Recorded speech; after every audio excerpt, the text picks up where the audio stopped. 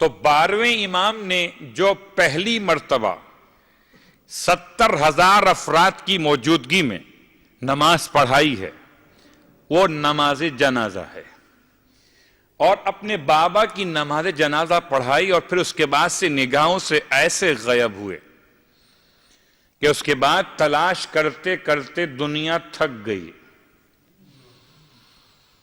لیکن پھر کسی شخص کو امام کی وہ زیارت نصیب نہ ہو سکی سوائے ان مخصوص نواب اربعہ کے۔ پہلا واقعہ کربلا سے لٹے ہوئے قافلے کا مدینے پہنچنا، اور شاید کسی کے ذہن میں یہ خیال ہو کہ ربیع الاول کی 8 تاریخ کو قافلہ مدینے پہنچا، غلط۔ ربیع الاول کی 2 تاریخ کو قافلہ مدینے پہنچ گئے، تو اگر قافلہ مدینے پہنچنے پر سوگ ختم ہو جانا چاہیے تو ربیع الاول کی 2 تاریخ ہونی چاہیے تھی، لیکن اس کا تعلق قافلے کے پہنچنے سے نہیں ہے،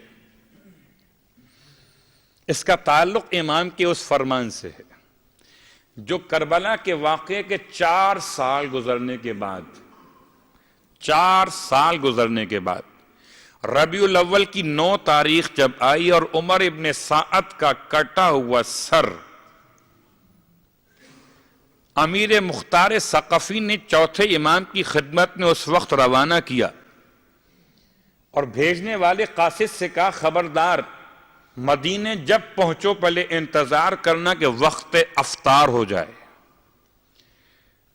مختار کے علم میں یہ بات موجود تھی کہ سید سجاد روزے کی حالت میں رہتے ہیں، دن میں تو کھانا کھا ہی نہیں سکتے، تو ایسے وقت میں جانے دسترخوان بچھا ہوا، اور چوتھے امام کی اپنی دعا تھی کہ میں اپنے بابا کے قاتل کا سر اس وقت دیکھوں اپنے سامنے جب دسترخوان بچھا ہوا ہو۔ تو جو اذہان عالیہ میں 2 ربیع الاول کا مسئلہ یا 8 کا مسئلہ، یہ اس سال کی بات ہی نہیں ہے۔ بہت اپنے آپ کو پھر روکتے ہوئے کس سن میں قافلہ واپس آیا اسی سال واپس آیا ممکن نہیں ہے۔ جس سال امام شہید ہوئے ہوں اس سال قافلہ جائے قید ہو کر بھی واپس کربلا ہوتا ہوا آ جائے ممکن نہیں ہے۔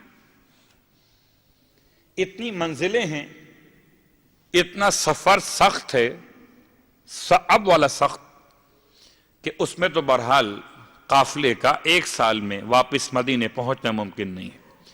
تو 61 کے بجائے 62 سن ہجرت،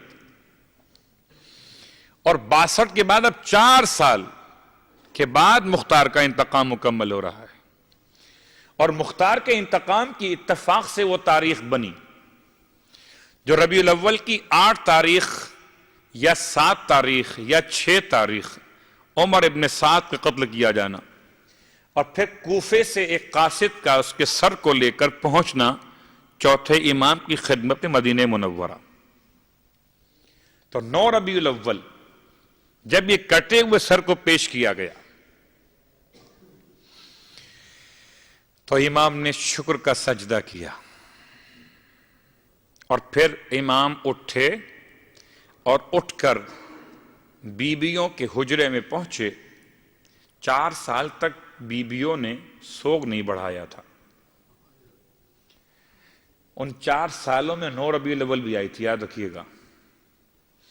پھر امام نے ان سے فرمایا کہ اب سوگ بڑھا دو۔ جب عمر ابن سعد کا سر کٹ کے آ گیا تو امام فرمایا سوگ بڑھا دو، تو سوگ بڑھایا گیا 9 ربیع الاول کو۔ لیکن بہرحال عید زہرا کہے جانے کا مطلب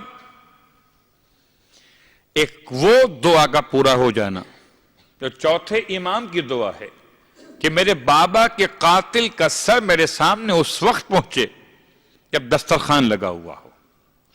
بہرحال تو یہ عید شجاع کیوں کہ شجاعت و بہادری آج کے دن مکمل ہو رہی ہے کہ اتنا بڑا لشکر تھا یزید کا، اور قید میں بیٹھے ہوئے ایک مومن نے جس کو میثم تمار نے بشارت دی تھی کہ تم رہا ہو جاؤ گے، کوئی دور دور تک رہائی کا امکان نہیں تھا، بلکہ سزائے موت کے لیے فیصلہ ہو چکا تھا مختار ثقفی کی، مگر ایسے اسباب خدا نے بنائے کہ اوپر سے آرڈر آئے کہ اس کو رہا کر دیا جائے۔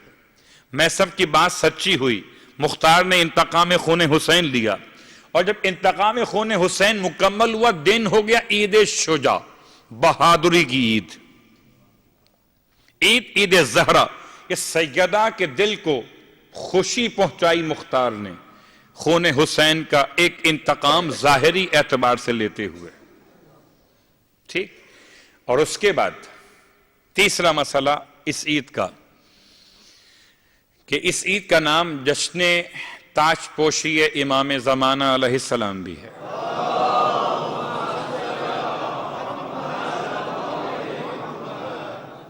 جشن تاج پوشی امام زمان کیا ہے؟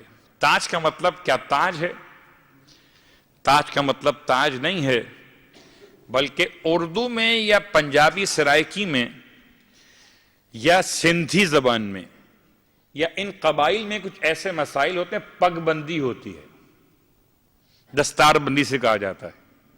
یہ کیا ہوتی ہے؟ کہ یہ وہ ہوتی ہے کہ باپ کے مرنے کے بعد جو باپ کا وارث ہوتا ہے، اس کو شریعت حبوہ کہتی ہے، 5 باتیں کہ جو بڑے بیٹے کو ملتی ہیں باقی بیٹوں اور بیٹیوں کے مقابلے میں، ان میں سے ایک دستار ہے، ایک وہ پگڑی ہے، وہ امامہ ہے، اس کو آپ تاج کہیے، امامہ کہیے، دستار کہیے، پگڑی کہیے، وہ ملنا، یعنی نصب ہو جانا، اس کی جگہ پر آ کے بیٹھ جانا۔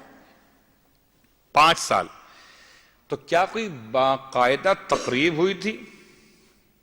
تقریب تو کیسے ہوگی؟ ممکن نہیں ہے، اس لیے کہ امام پردے غیبت میں چلے گئے، صرف ایک جنازے کی نماز کے لیے سامنے ظاہر ہوئے، یا پس پردہ آپ نے اپنے بابا کو غسل و کفن دیا، یا اس سے پہلے پس پردہ آپ اپنے بابا کے سامنے ظاہر ہوئے اور بابا نے آپ سے پانی مانگا، آپ نے اپنے بابا کو پانی پلایا، اور پھر بابا فرما رہے تھے بیٹا چلے جاؤ اس سے پہلے کہ تمہیں کوئی دیکھ نہ لے۔ تو ابتدائی 5 سال امام نے کہاں گزارے؟ کہاں رکھے گئے؟ کون سا مقام تھا؟ جبرائیل لے کر گئے تھے یا فرشتوں نے آپ کو کہاں پہنچایا تھا؟ 5 سال بھی گھر میں نہیں تھے وہ 5 سال بھی، اور اس کے بعد زمانے غیبت صغرا اور غیبت کبرا۔ مگر تاج پوشی کیا؟ ہر امام جانے والا امام، شہید ہونے والا امام، اور ہر امام آنے والا امام، ان کے دونوں کے دن اس انداز سے ملتے ہیں کہ ایک جانے والے کا روز شہادت اور آنے والے کا روز امامت، پہلا روز امامت کا 28 صفر سن 11 ہجری، رسول خدا کی وفات یا شہادت، مولائے متقیان کی امامت کا پہلا روز۔ تو کیا جشن تنصیب ہوتا ہے؟ پھر 28 صفر، 21 رمضان سن 40 ہجری، اس سے پہلے 21 رمضان سن 40 ہجرت، اور مولائے متقیان کی شہادت کا روز، اور مولا امام حسن مجتبی کی امامت کا پہلا روز، ٹھیک۔ اس کے بعد چلیں تو تاریخ ایک مثال اور کافی ہو جائے گی کہ پھر 28 صفر یا 7 صفر عربی کیلنڈر کے 7 صفر اور ہجرت کا 50واں برس، امام مجتبی علیہ السلام کی شہادت کا روز اور امام حسین علیہ السلام کی امامت کا پہلا روز۔ اور صرف ایک بات اور کہوں گا تاکہ یہ بات واضح ہو جائے کہ تاج پوشی کا مطلب خوشی کی محفل ہے کہ نہیں ہے، ٹھیک۔ کربلا میں 10 محرم ایک امام کی شہادت 61 ہجری، امام حسین کی شہادت علیہ السلام، اور سرکار امام سجاد علیہ السلام کی امامت کی پہلی شام، شام غریبہ، ایسے ہی۔ اس کا مطلب کیا ہوا؟ اس کا مطلب یہ ہوا کہ ہر امام سوگوار ہے اپنے جانے والے بابا یا بھائی کی شہادت کے روز پر۔ لیکن 12ویں امام کا مسئلہ یہ ہے، اور اس لیے خوشی منائی جاتی ہے کہ اب انتقام لینے والے کی امامت کا آغاز ہو گیا ہے۔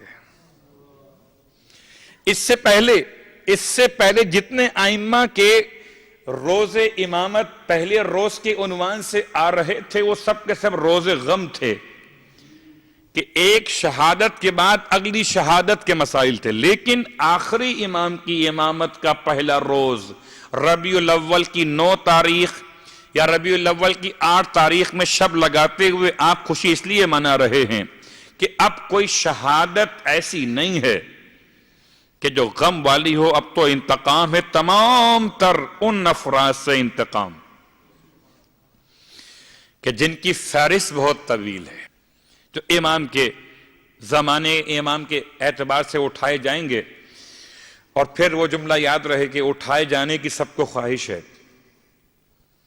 ایسا زمانہ، تو اس زمانے میں اٹھائے جانے کے لیے ہمارے اور آپ کے پاس کیا موجود ہے؟ دعائے احد روز تلاوت کیجئے صبح کی نماز کے بعد۔ 40 دن کا جو نسخہ بیان کیا گیا صرف وہ عادت دلوانے کے لیے، روز پڑھیے دعائے احد۔ اگر صبح نہ پڑھ سکیں، اور ماشاءاللہ آپ میں سے اکثر تو اپنی ٹرانسپورٹ والے ہوں گے، ان کے پاس اپنی گاڑیاں ہوں گی، اگر نہیں ہے تو موبائل میں آج ممکن ہے، بہت آسان ہے، کان میں لگائیے، آپ چلتے رہیے۔ اور جب مستحب نماز چلتے پھرتے ہو سکتی ہے، جب نماز شب سفر کرتے ہوئے ہو سکتی ہے، تو پھر دعائے احد سفر کرتے ہوئے کیوں نہیں سن سکتے؟ ہاں، صرف وہ ایک عمل ذرا سا ایسا ہوگا جو عجیب سا لگے گا، وہ 3 مرتبہ ران پر ہاتھ مار کر امام کو الاجل کہہ کے پکارنا۔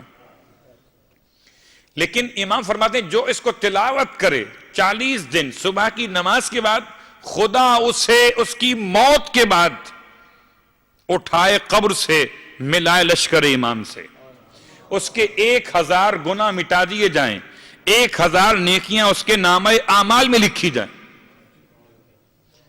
لیکن دعائے احد سے زیادہ ضروری ہے تجدید عہد۔ دعاؤں سے کوئی ناصر امام نہیں بنتا۔ دلیل دو، صرف ایک چھوٹی سی بات، مجھے بخار ہوا، نزلہ زکام ہوا، تو کیا خیال ہے خالی سورہ الحمد پڑھ لوں بیٹھ کر ٹھیک ہو جاؤں گا؟ شریعت بھی کہتی ہے، عقل بھی کہتی ہے کہ دعا بھی کرو اور دوا بھی کرو، اور دعا اور دوا کے درمیان پرہیز بھی کرو، تاکہ مرض آگے بڑھنے نہ پائے، رک جائے۔ تو اسی لیے دعا کیجئے دعائے احد کے نام سے، اپنے آپ کو گناہ سے روکیے تجدید عہد کے نام سے۔